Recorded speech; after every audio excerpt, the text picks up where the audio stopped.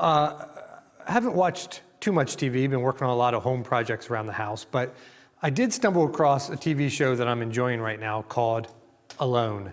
And it's a history channel TV show, and it's a survival type show. They take 10 contestants, they put them out in the wilderness, and they have to live off the land. And last one standing wins $500,000, that type of deal. I think Desi and I are kind of wrapping up season 3 right now. But just something I find interesting. We kind of enjoy watching it a little bit. And so I'm not trying to build up the TV show. I don't care if you watch the show or not. But I'm watching it.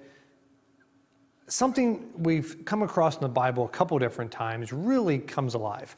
And so one of the major elements of the show is they have to forage for their own food. They have to find food. And they're always beside some type of water source, whether it's the ocean or a bay or a lake or something, where they're able to fish and try to catch some fish to eat. They try to forage for some food in the forest, as far as maybe some berries, some plants that are edible, maybe some mushrooms, things like that. They have to know what they can eat, what they can't eat. They have to try to catch fish. They have to try to catch some other wildlife if they can.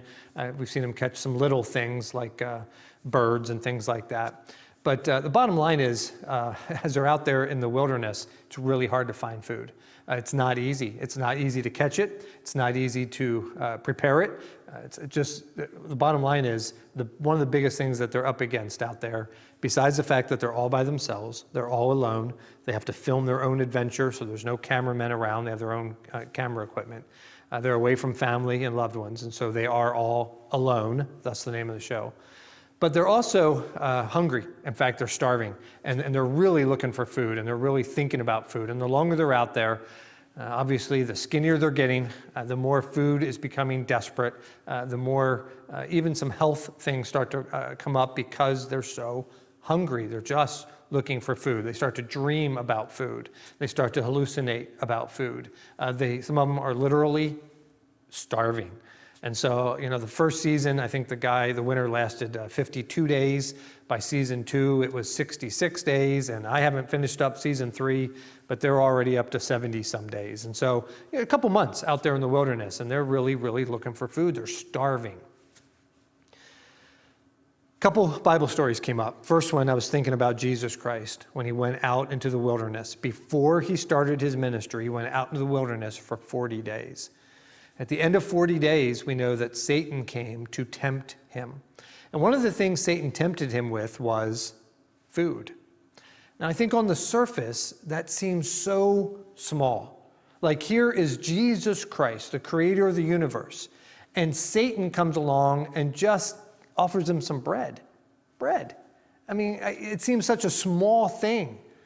But is it a small thing if you've just spent 40 days without food? And all you can think about is food? It's not a small thing. I think a similar story as regards to someone giving up so much for food is Jacob and Esau.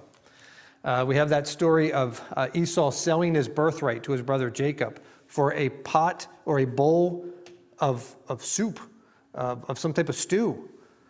He was willing to give up so much for that. And on the surface, again, that seems so small. Like, why would he give away all of his future for just a little bowl of something to eat? That seems so minuscule. Desi and I have been working on these different puppet scripts. And even one of the puppet scripts that I looked at, we haven't used yet, but I was looking at last night, was the story of Jacob and Esau. And in the puppet script, the puppet for Esau says to Jacob, "Oh, I missed breakfast and I'm really hungry." I'm thinking Esau missed a lot more than breakfast. Esau was a man of the field, a man of the wilderness.